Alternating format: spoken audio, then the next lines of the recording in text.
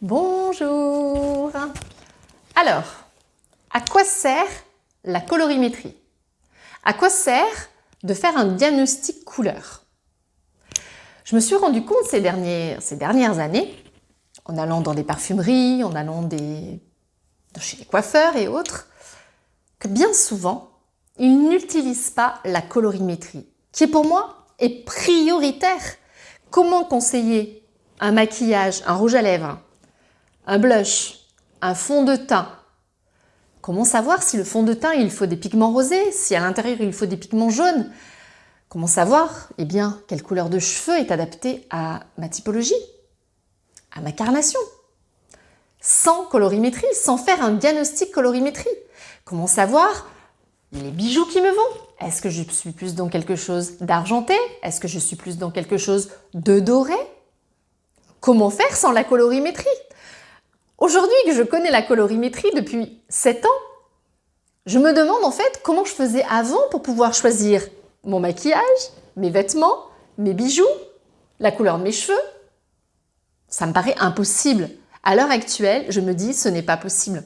Et quand je vois encore comment ça se passe autour de moi, dans des choix de couleurs, dans des choix de maquillage et dans des propositions de maquillage et autres, je me dis ce n'est pas possible de faire sans. Dans les écoles de coiffure, dans les écoles d'esthétique, ils n'utilisent pas non plus la colorimétrie. Je ne comprends pas. Donc, moi, ce que je vous propose, c'est de vous prouver, en vous montrant des couleurs sur moi, de vous montrer que sans la colorimétrie, on ne peut pas personnaliser une vente. Et qu'une vente qui est personnalisée, eh bien, qu'est-ce qui se passe? Qu'est-ce qu'elle fait la cliente quand on personnalise une vente? Eh bien, elle revient. Elle revient pourquoi? Eh bien, parce que déjà, elle voit le côté professionnel. Elle voit que vous n'êtes pas là juste pour vendre votre rouge à lèvres ou vendre votre collier ou vendre votre vêtement. Elle voit que vous personnalisez aujourd'hui la vente. Certes, vous allez lui vendre quelque chose, mais vous allez lui vendre quelque chose qui est approprié à et en adéquation avec qui elle est, avec la couleur de sa peau, avec la couleur de ses cheveux, avec la couleur de ses yeux. Tout ça, c'est très important. Ce sont les 3 facteurs clés aujourd'hui pour faire le diagnostic d'une colorimétrie. Alors, exemple, il y a ces 2 roses, d'accord? On est sur un rose fuchsia et là, on est sur un rose, c'est même pas un rose poudré, c'est un petit peu plus, c'est un rose pâle, voilà, parce qu'on est un petit peu plus un ton au-dessus. Lequel me va le mieux? Le rose fuchsia ou le rose pâle? À votre avis? Je pense que là, à mon avis, vous le voyez tout de suite. Je vais l'enlever, je vais remettre celui-ci. On va le voir, on voit direct. Celui-ci me rend un teint bof-bof. Un peu palo, je dirais. Je n'ai pas super bonne mine là. Je suis un peu fatiguée.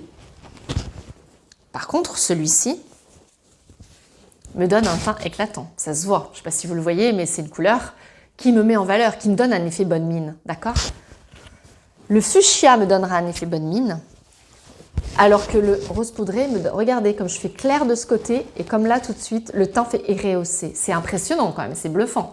Donc quand vous prouvez quelque chose à quelqu'un comme ça et que vous lui expliquez que du coup elle est plus dans des couleurs intenses et que c'est plus dans des couleurs froides, ce qui la met en valeur, eh bien la cliente elle va adorer, elle va regarder, elle va dire waouh. Donc on en vient sur le rouge à lèvres, on est sur un rouge à lèvres plutôt punchy, plutôt que clair, on est sur des tons froids.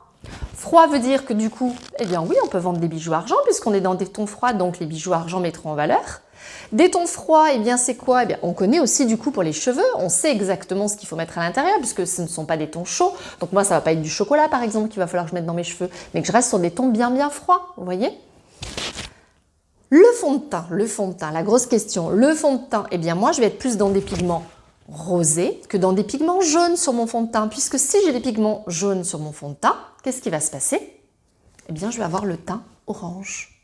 Je ne vais pas avoir un teint bonne mine, je vais avoir un teint un peu comme de l'auto-bronzant. Un teint qui va me rendre orange, mais qu'est-ce que ça va faire surtout? À moi, à mon âge, parce que là, on ne parle pas de jeunes de 20 ans, moi, je parle pour des femmes qui ont entre 40 et 60 ans, en tout cas pour mon cas par rapport au conseil en image et les personnes que j'accompagne, plus on va mettre du foncé et donc le teint va être orangé, plus on va faire ressortir toutes les ridules, d'accord? On va marquer les cernes Et donc, on va paraître 2 fois plus fatigué et 2 fois plus vieille. Je suis désolée, mais oui, c'est comme ça. Donc, il ne faut surtout pas se tromper sur les couleurs. Je continue. Je donne un exemple sur ces bleus. Donc là, je reprends le même exemple. Hein. On est sur un bleu clair. Donc, je reste toujours sur des couleurs. Hop là, attention au micro. Sur une couleur claire. Et là, tout de suite, je me mets une couleur comme ça. Ben là, tout de suite, on voit aussi la différence. Hein. Je ne sais pas si vous voyez, mais je vais enlever comme ça. Je vais vous montrer comme ça. OK?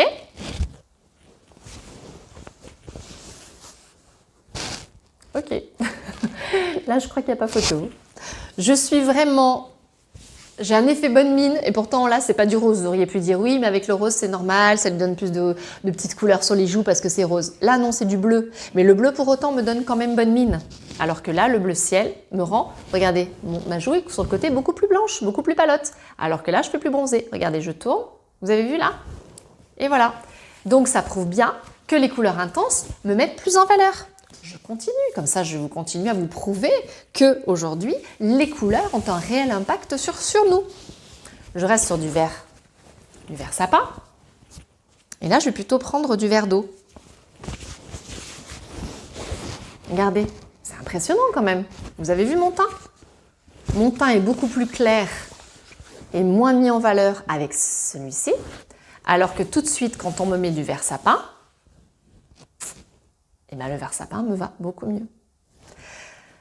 Donc, si j'insiste au niveau de la colorimétrie, c'est parce qu'elle a un impact qui est vraiment très, très, très important sur les vêtements, sur le haut du corps, sur les bijoux que vous portez, haut du corps, sur le maquillage que vous allez porter, fond de teint, blush, rouge à lèvres, sur la couleur de cheveux que vous allez vous faire, plus les mèches, n'en parlons pas.